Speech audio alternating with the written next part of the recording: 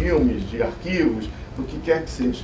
Posso mandar por web treinamento, eu posso fazer, disponibilizar para o sujeito de alguma maneira. Ao passo que, para eu fazer determinadas modificações aqui nos processos operacionais, eu tenho que mudar a estrutura de conhecimento da organização. E para mudar a estrutura de conhecimento da organização, eu tenho que entrar em rotinas de evolução. E essas rotinas de evolução, o foco é no conhecimento tácito.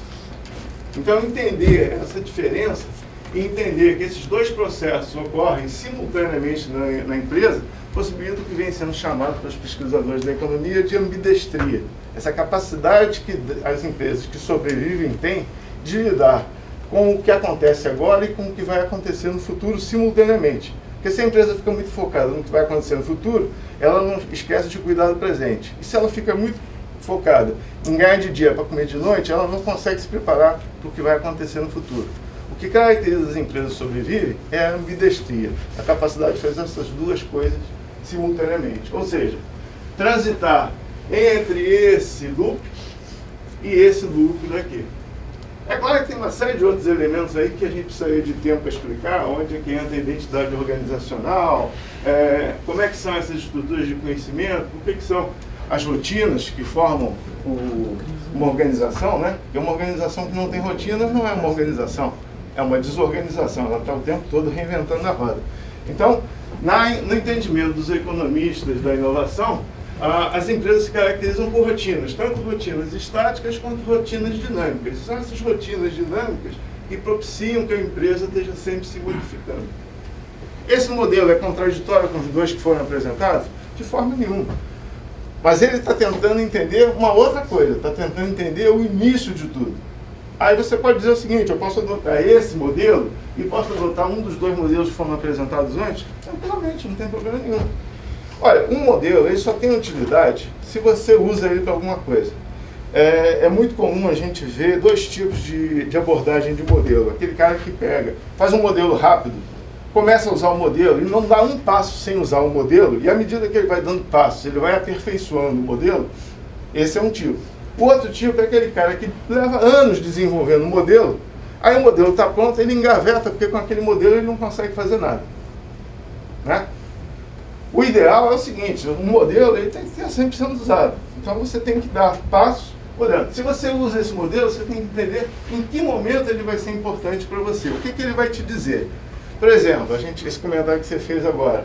P&D. P&D é o quê? Onde é que está P&D dentro da empresa? Tem empresa que acha que P&D é inovação.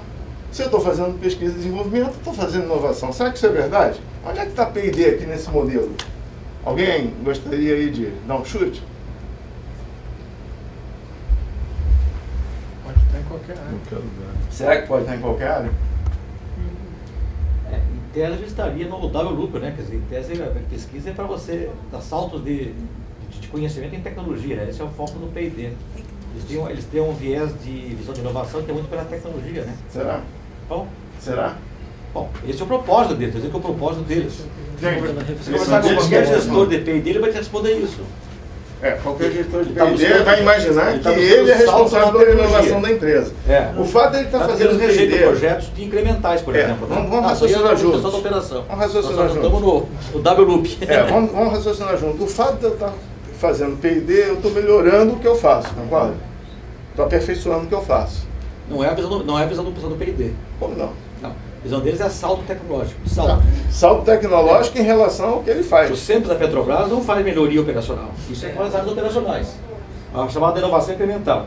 A inovação radical, que é aquela que de saltos, aí sim, aí você tem você fala em P&D estruturado, é isso aí. O que você está falando é exatamente onde eu vou chegar, mas de outra maneira. Porque há empresas onde o P&D é focado em melhorar os processos operacionais.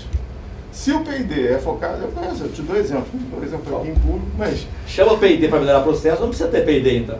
Não, precisa. Você tem o tempo todo coisas que precisam ser aperfeiçoadas. Melhoria contínua. Conceitua Mas, de eu não forma... posso fazer nada. Estou dando um exemplo de uma empresa. Tá certo. Estou sendo filmado aqui, não posso dizer qual é a empresa.